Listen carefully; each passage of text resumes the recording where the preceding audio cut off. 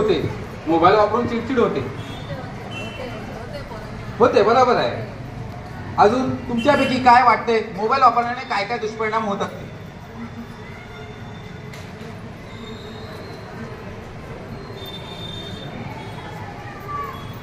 माझ्याशी मला सांगा.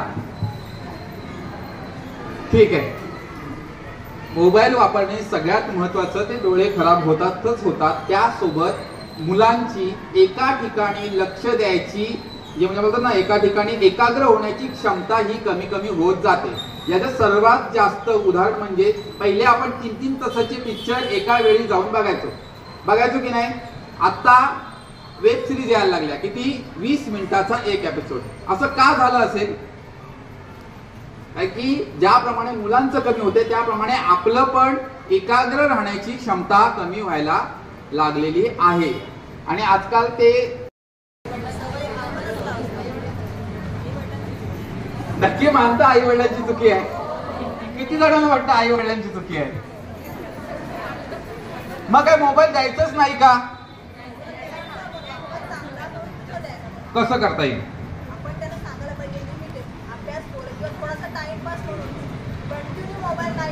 तरी एका निरोगी मुलाने किती वेळ मोबाईल वापरला पाहिजे? अर्धा तास. अजून कोणी याच्यावर कधी आपण सगळं बघत असतो. आता कोविडमुळे तर अर्धे डॉक्टर आपण झालेले आहोत, बरोबर ना. डॉक्टरांनी MBBS करू दे, 12वीला 92% काढू दे, त्यानंतर CET देऊ दे, डॉक्टर होत मध्ये एवढे 12 पुस्तकं वाचू दे. त्या डिग्रीला काही महत्वाचं नाही. आता गुगलला महत्व आहे, बरोबर ना. अरे हो काय बोलताय, तो 95% म्हणून तो माणूस डॉक्टर झालाय, तो काहीतरी गोळी देतोय, त्याच्यावर विश्वास नाही. तो गुगल अमेरिकेत, कुठे? अमेरिकेत. मोबाईल कोण वापरतो त्याला माहितीच नाही. त्या माणसाला न बघता तो काहीतरी सांगतो की पॅरासिटामॉल घे, ताप आला की. आपण घेतो की नाही? सर्रास घेतो आपण. पण त्या पॅरासिटामॉलचा आपल्या किडनीवर किती दुष्परिणाम होतो हे आपल्याला काही कळून येत नाही. आपण सर्रास या गोष्टी करत आहोत मोबाईलच्या. तर इथे काय झालेलं आहे, कोविडने आपल्याला सगळ्यांना डॉक्टर बनवून दिलेला आहे. त्यात तो जिओवाला आलाय, त्यांनी रोज 2 GB दिलेले आहे. संपला नाही तर आपल्यालाच कसं वाटतंय, 2 GB माझा संपला कसा आहे की नाही, बरोबर ना.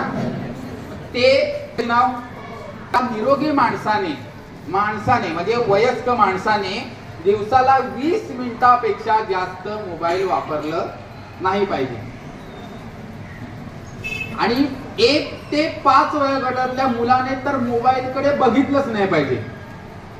आपल्यापैकी किती जणांचे 1 ते 5 वर्षातल्या मुलांना आपण सर्रास मोबाईल देत होतो, किंवा आजकाल देतात, आजूबाजूला बघतो ना आपण, देतो. 20 मिनिटं पण जे सांगितलेले आहेत